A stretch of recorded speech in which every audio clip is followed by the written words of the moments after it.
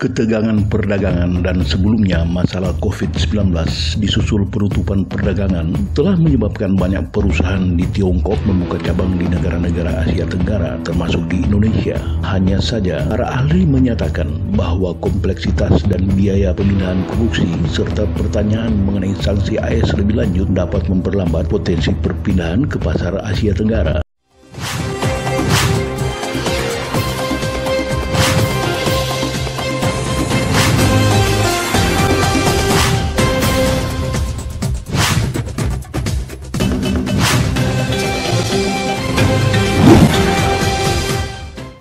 Assalamualaikum warahmatullahi wabarakatuh. Pemirsa, jumpa lagi bersama saya, Lara Setiadinda Permaswari, dalam Jurnal KBA. Vietnam, Malaysia, dan Thailand menjadi negara favorit pilihan di kawasan ASEAN dibandingkan Indonesia sebagai lokasi eksodus perusahaan-perusahaan internasional, terutama di China pasca pemberlakuan tarif impor 10% di Amerika Serikat di awal masa pemerintahan Presiden Donald Trump, dan juga akibat kenaikan yang sama oleh negara-negara Uni Eropa. Donald Trump's first presidency gave Washington a playbook of hardline tactics for preventing China from overtaking the U.S. as the world's dominant economic and technological power. Ketegangan perdagangan dan sebelumnya masalah COVID-19 disusul penutupan perdagangan telah menyebabkan banyak perusahaan di Tiongkok membuka cabang di negara-negara Asia Tenggara termasuk di Indonesia. Hanya saja, sebagaimana dilansir KBA News TV dari Australian Broadcasting Corporation atau ABC baru-baru ini, para ahli menyatakan bahwa kompleksitas dan biaya pemindahan produksi serta pertanyaan mengenai sanksi AS lebih lanjut dapat memperlambat potensi perpindahan ke pasar Asia Tenggara. Seperti yang telah diperingatkan sebelumnya, tarif AS terhadap Tiongkok mulai berlaku dan kini lanskap perdagangan global bersiap untuk melakukan perombakan. Menurut Justin Wolfers, pakar dari Universitas Michigan, anggap saja masalah tersebut sebagai permainan besar perdagangan global. Diakuinya, jika ada negara yang benar-benar akan menghadapi kemarahan dari Presiden Donald Trump, maka itu adalah Tiongkok. Inilah yang memicu Trump sejak pekan lalu mulai mengenakan tarif impor sebesar 10% terhadap Tiongkok. Ini memang jumlah yang signifikan, namun jauh lebih rendah daripada tarif sebelumnya yang dia ancam sebesar 60%. We have negotiations going on with numerous countries right now to pay a lot of money to the United States for what we're doing for them. I wouldn't say they're thrilled because they've had many years where they didn't have to pay. So now they're going to have to pay. The question is, if something bad happens, are they going to have the right instincts? I think the biggest risk to the American economy is Trump in the White House, an inexperienced crew at Treasury, and a willingness for the White House to mess with important American economic institutions. Sementara negara tetangga Amerika Serikat, yakni Meksiko dan Kanada, mampu memanfaatkan keringanan tarif sebesar 25% yang dikenakan terhadap mereka. Namun, Tiongkok meresponsnya dengan menerapkan tarifnya sendiri terhadap barang-barang Amerika Serikat sehingga memicu perang dagang. Masa kepresidenan pertama Trump dan ketegangan perdagangan dengan Tiongkok telah menyebabkan eksodus perusahaan-perusahaan internasional dan juga Tiongkok ke Asia Tenggara termasuk ke Indonesia. Inilah sebuah tren yang sebelumnya juga dipicu oleh pandemi COVID-19 disusul penutupan banyak perusahaan. I will impose whatever tariffs are required, 100%, 200%, 1,000%. They're not going to sell one car into the United States. 两国应该做伙伴，而不是当对手，应该彼此成就，而不是相互伤害，应该求同存异，而不是恶性竞争，应该言必信，行必果，而不是说一套做一套。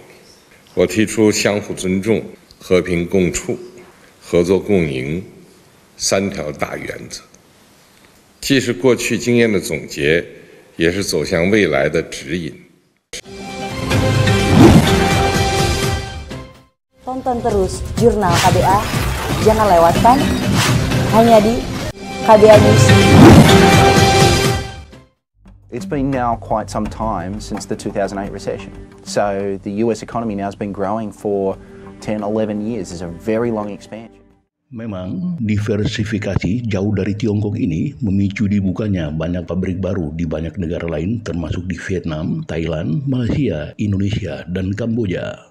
Ketika masa jabatan Trump yang kedua dimulai, ada pengaruhnya terhadap perdagangan global di kawasan Asia Tenggara. Juga terkait negara mana yang dapat memperoleh manfaat dari kebijakan Trump ini, memang faktor geopolitik yang berdampak perdagangan global bukanlah hal baru. Ketika hendak mengukur dampak tarif, maka para ahli memperingatkan bahwa hal ini sangat tidak dapat diprediksi. Firma hukum internasional Baker McKenzie misalnya menulis bahwa beberapa perusahaan multinasional diam-diam keluar dari Tiongkok dan Meksiko untuk mencoba mengimbangi tarif, sementara yang lain mengalihkan sebagian, namun tidak semua mesin produksi mereka untuk melakukan diversifikasi. Yang pasti, pemberlakuan tarif oleh Presiden Trump tidak dapat disangka lagi telah mengubah lanskap bisnis global. Perusahaan-perusahaan di Tiongkok sudah pasti melakukan diversifikasi. Menurut Deborah Elms, Kepala Kebijakan Perdagangan di Heinrich Foundation di Singapura, ekspor Tiongkok ke seluruh dunia terus meroket, termasuk ke negara-negara seperti Afrika dan juga Amerika Latin.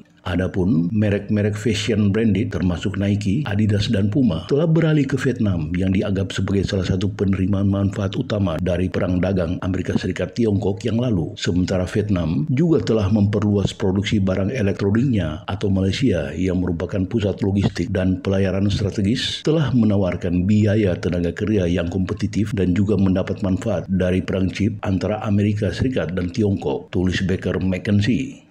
Baker McKenzie menambahkan bahwa beberapa perusahaan juga memilih untuk merelokasi pusat data mereka ke wilayah Asia Tenggara. Baru-baru ini, pabrik kendaraan listrik Tiongkok telah dibuka di Thailand di tengah tekanan tarif dari Amerika Serikat dan juga Uni Eropa. Pembuat sepatu merek Steve Madden adalah contoh perusahaan yang mencari negara alternatif termasuk Kamboja, Vietnam, Meksiko, dan Brasil di tengah kesulitan tarif Amerika Serikat. Pola tersebut kemungkinan akan terus berlanjut selama Amerika Serikat di bawah pemerintahan Trump.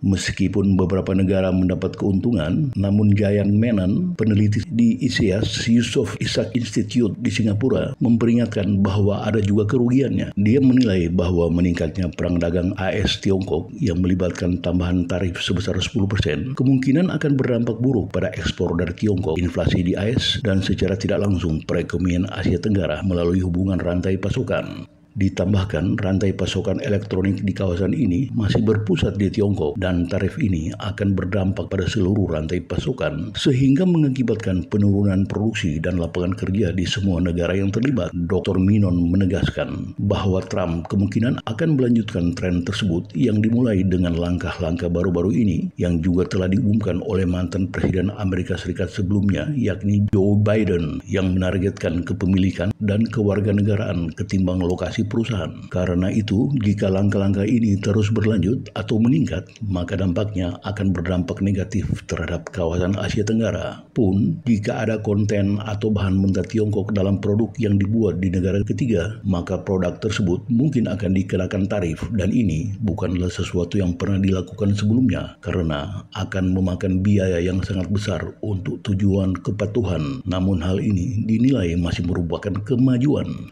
Kompleksitas tersebut dapat memperlambat perusahaan-perusahaan yang seharusnya berekspansi ke pasar lain dan mungkin memaksa beberapa pihak mempertanyakan apakah mereka ingin terus mengekspor ke pasar Amerika Serikat. Adapun Vivian Betts, profesor hukum bisnis Tiongkok dan internasional di Universitas Sydney, menyatakan bahwa prospek tarif tidak menjelaskan keseluruhan cerita ini. Diversifikasi perusahaan antara lain disebabkan oleh geopolitik, perang dagang atau antisipasi perang dagang, namun juga karena adanya pemisahan rantai pasokan di masa depan, kesulitan dengan kebijakan dan peraturan pemerintah Tiongkok.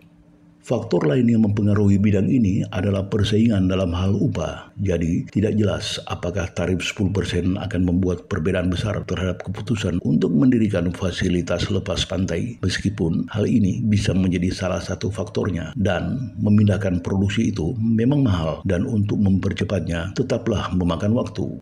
Kuntaro, manajer program di Pusat Aliansi Perburuan dan Hak Asasi Manusia Kamboja, menilai bahwa negaranya telah melihat banyak investasi dari Tiongkok selama 2 dekade terakhir. Karena itu, ada peluang bagi Kamboja untuk mengambil keuntungan dari peralihan produksi tersebut, khususnya di sektor garmen, alas kaki, dan barang perjalanan. Namun, dia menambahkan bahwa negaranya masih sangat bergantung pada bahan mentah dari Tiongkok, Vietnam, dan Indonesia. Masalah lainnya adalah Kamboja tidak selalu mempunyai pengaruh untuk membuat perusahaan bertanggung jawab dalam menghormati hak-hak buruh. Dari Jakarta, tim KBA News TV melaporkan.